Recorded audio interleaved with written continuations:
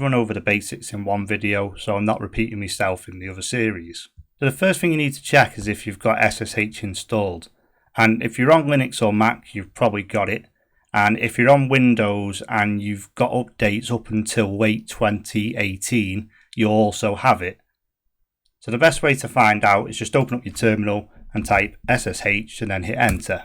And if you get feedback like this with the flags, then obviously you know you have it installed.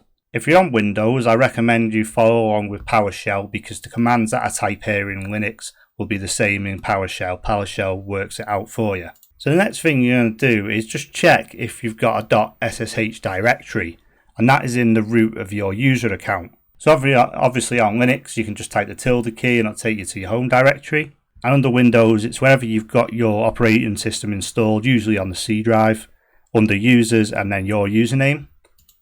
And if you just type in ls-la, that'll list out all the items. And you can see here as the default install it doesn't have a .ssh folder.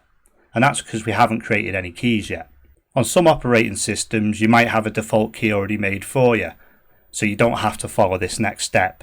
So the next thing you want to do is type SSH-keygen and give it -t and then space and then RSA and then just hit enter. And that's generating the private and public key pair for us. And it'll ask you where you want to save it, and just keep this as a default. And as you can see, like I say, it's .ssh folder in your home directory. Now it'll say, do you want to put a password on this key? And this password is just for this key. It's not for when you connect into remote servers. And this is just an extra step of security, so in case somebody gets their hands on your keys, they can't use it without knowing the password as well. So this is up to you. I'm not going to use it, so I'm just going to hit enter and then enter again. You see that's created the key for us. So if I just list out my directories again, showing my hidden ones as well, you see we now have a .ssh folder. So I'm going to cd into that SSH folder. And if I just list out all the items again and show hidden ones, we can see we now have our key, our private key, and our public key here. So the next thing I'm going to do is just create a virtual machine for us to log into via SSH to show you how it works. So for this I'm going to use DigitalOcean. I'll pop a link in the description as well, and that's an affiliate link, so if you do end up using it, I'll get a bit of a kickback as well to help me out. It'll also give you some free credit, so you can try it out for a month or sometimes it's 2 months, completely free of charge, so it's not going to cost you anything at all. So I've just created up a test project here, and I'm going to create a new droplet in it. And DigitalOcean called the VMs droplets, so if you hear me say VM or droplet, I'm referring to the same thing.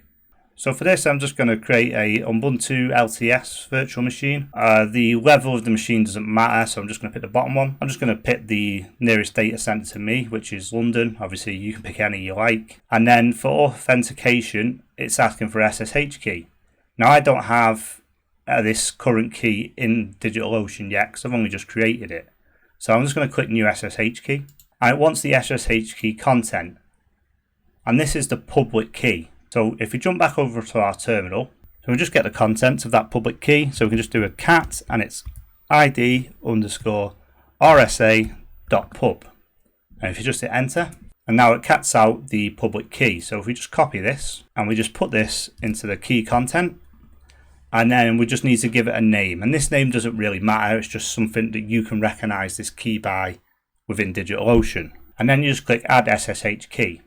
And then I'm just going to create this droplet. And that'll be created in less than a minute for us.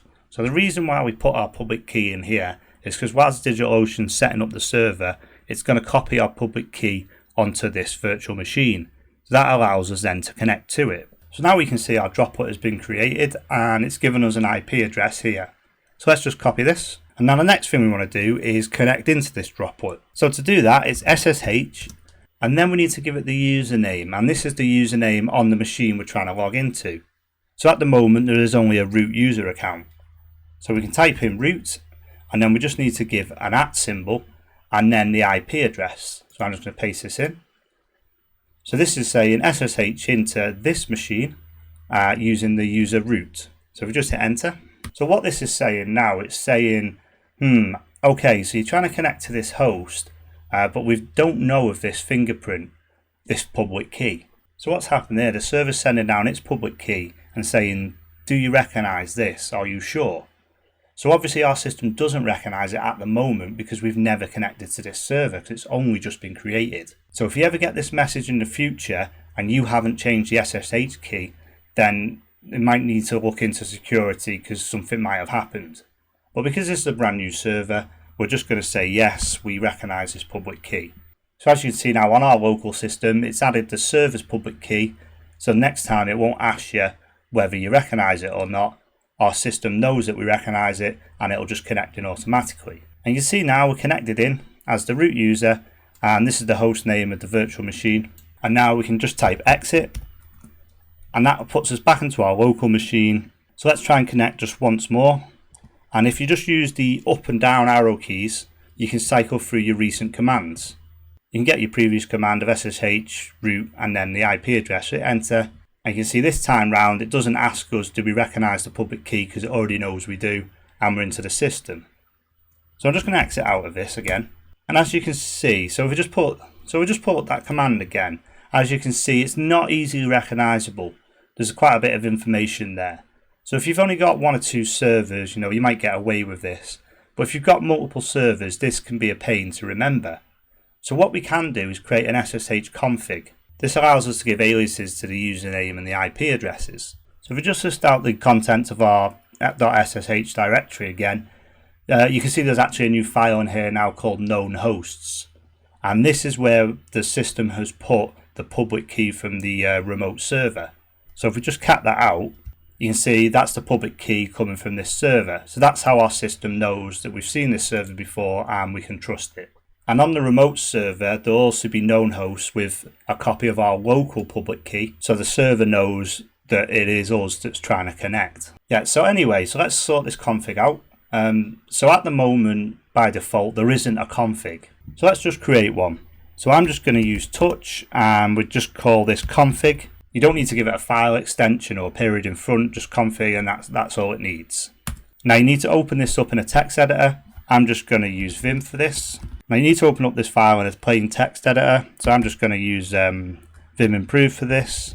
And now we just build up our config. So the first thing we need to do is give this an alias. So we can do this by typing host and then a space and then whatever name you want. So I'm just going to call this DO, short for DigitalOcean. Obviously you'd be more descriptive with yours and give it the name of the website you're hosting on there, so it's easily recognizable and easy to remember. If you just come down to the next line and then hit tab to come in, and then you want to type in host name, and notice the capital H and the capital N there, and then give it a space, and then give it the host name. So we're just using an IP at the moment because we don't have a domain set up towards this. So it's 178.62.120.245, and obviously you put your IP address in there. Then come down to the next line, tab in again, and then you give it the user. So we're logging in currently as root, so we're just going to use root. Now obviously if you create another user, then here you put the name in of the user that you want to log in using SSH. So then on the next line, we need to give it an identity file. So it's just identity and then file. Notice the capitalization again because that's important. And then it's where our private key is held. So obviously that's in the root directory. It's in our .ssh folder. And the key is ID_RSA. And not .pub because that's our public key. We want our private key here. There's also many other options you can put in here. So if you need anything else, give that a search. Another common one people normally put in is port. But it doesn't really matter if it's the default port, which it is. And that's port 22. So that's up to you whether you want to add that in or not. So once we have them lines in, we can just save and quit. So now instead of typing out SSH, the username, and then the IP, we can just reference our alias in our config. So we can just type in SSH space and then DO and hit enter. And you can see that now connects us into our machine. And that's much easier to remember than typing everything out. So I just wanted to point out, if you're adding multiple hosts, all you do is come down to the next line, type in host, and then basically just copy this block below it here. So that's everything you need to know about logging into remote systems with SSH. As you can see, it's very simple, and if you use config files, it makes things even easier.